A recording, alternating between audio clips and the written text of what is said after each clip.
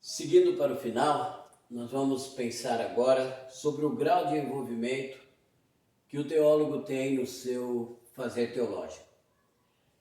Cada um sendo olhado de um ponto, e nós vamos entender teólogos e teólogos, como teologia e teologias. Esse é um caminho à maturidade, é uma chamada ao crescimento. Nós temos pelo menos 3 graus de envolvimento do teólogo dentro de seu papel no fazer teológico. Vamos pensar em 3 manifestações ou 3 graus de envolvimento. Primeiro, o alienado. Segundo, o robô. Por fim, o sensato, por pobreza de vocabulário, para nós entendermos assim. O que seria esse grau de envolvimento que nós estamos chamando de alienado? O alienado nada mais é do que o crédulo, o desinformado. É aquele cidadão que aceita todo tipo de informação. Hoje nós vivemos um tempo de teólogos de internet e eles conduzem-nos ou conduzem pessoas a pensar com as suas cabeças. Pensar com as suas cabeças que nascem das suas próprias razoabilidades de fatos e leitura de fatos.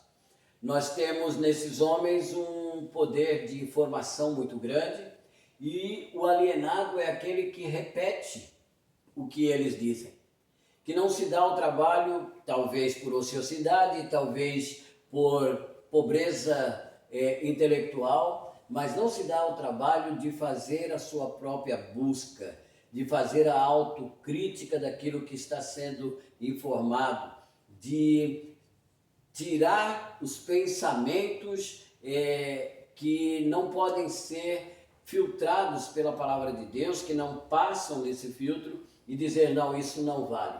Nós diríamos que essa área é muito em evidência hoje, né? Nós temos os escatólogos de plantão, que estão a todo momento mostrando pontos que estão marcando a vinda de Jesus, e isso é histórico, isso está há muito tempo. E o que nós temos aqui é o alienado, aquele que compra essas ideias, aquele que repete essas ideias, aquele que vive essas ideias.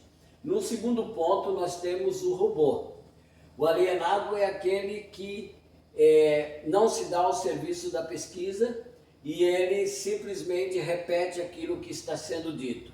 Ele é um reprodutor de comentários, ele é um reprodutor de vídeos do YouTube, ele é um reprodutor de conceitos de outros, às vezes até mal intencionados ou fabricados de maneira muito pobre. O robô já é um segundo ponto. Se esse que compra o que é dito, esse aqui fabrica para vender para o alienado. Ele é alguém que tem um compromisso com uma causa, ele é um militante, ele é alguém que está engajado naquilo.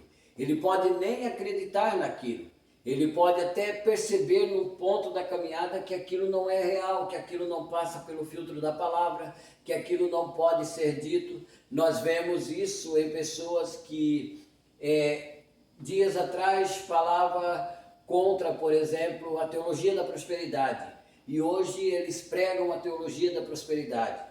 Pessoas que dias atrás eram críticos abertos à teologia da maldição hereditária, e hoje eles estão, por ser um nicho bom do mercado, eles são alguém que produzem isso.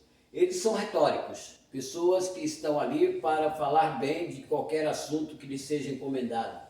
O robô é um militante, é alguém apaixonado, é alguém que não tem noção da realidade. Ele defende aquilo que ele quer defender ao ponto de chegar até a ser irracional. Nós teríamos na vivência evangélica hoje um monte de exemplos dessa natureza para nós mostrarmos, mas ficamos só com esse ponto aqui. O teólogo robô é aquele que está a serviço de toda uma máquina, de todo um aparato, e ele vai, por ser um militante, ele vai reproduzir essas histórias. Ele vai contar essas histórias com tom de teologia. E ele faz exatamente porque o alienado vai comprar isso aqui e vai reproduzir isso aqui. Ou você não já ouviu alguma coisa assim? Mas foi o pastor Ciclano que disse. Mas eu li no livro de fulano de tal. Mas foi Beltrano que falou sobre.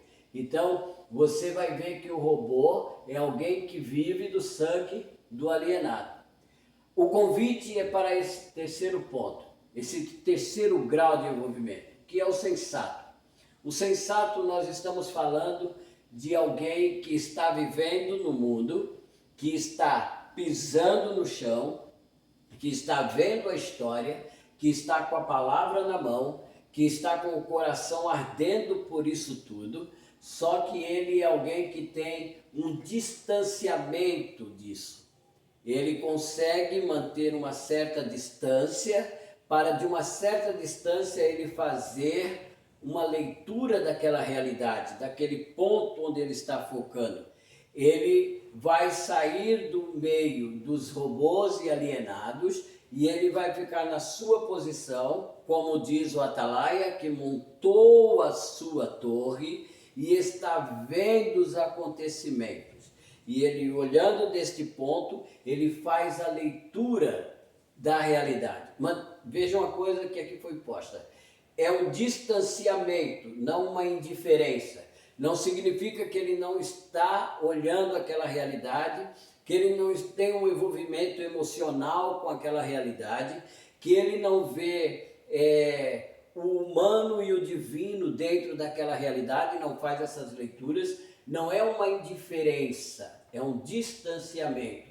O envolvimento é, sim, de sentimento, mas não é doentio, não é esse militante engajado, apaixonado. É um envolvimento de sentimento sem ser patológico, sem ser doentio.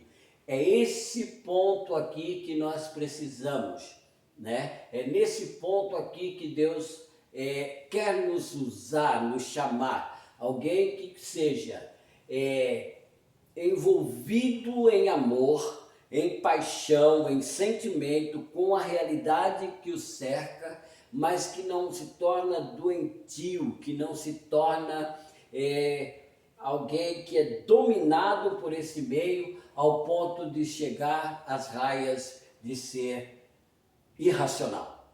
Isso seria um ponto a nós entendermos. O grau que nós temos de envolvimento com a realidade. Nós precisamos e devemos tomar cuidado para não ser alguém que compra notícias prontas, que absorve teologia pronta, que come os pratos servidos pelos teólogos de Wikipedia, de Facebook, teólogos de YouTube. Nós não podemos ser alienados. Por outro ponto, nós não devemos ser militantes engajados, chamados para fazer parte de um modelo, de um sistema e tornarmos reprodução daquilo que ele nos propõe. Devemos ser sensatos, alguém que mantém um distanciamento, porém com um olhar que está dentro de todo o acontecimento. Não somos indiferentes ao que está acontecendo, não somos indiferentes àquilo que está passando, não temos paixão exacerbada por aquilo, mas nós temos amor a quem está envolvido naquilo. Nós somos passionais,